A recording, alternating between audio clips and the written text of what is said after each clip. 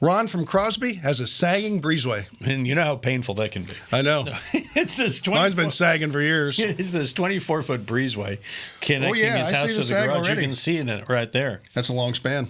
Well, and therein lies the rub, Tom. I'm sure. He says the house is about 9 years old, and about 6 months ago, the breezeway started sagging about 2 to 3 inches. A contractor crawled in and said it looked like the builders used two 12-foot beams for the span, and now the connection between them is failing. And I'm worried I'll have to replace the beams or maybe put a support below.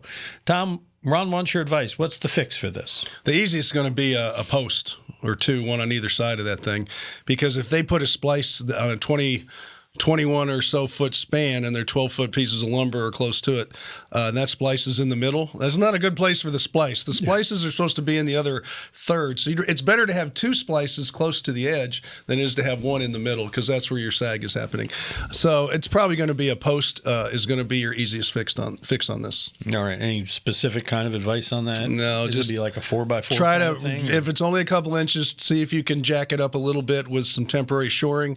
Put your posts in. You could do a 4x4. You can do something decorative. You could do a little brick accent.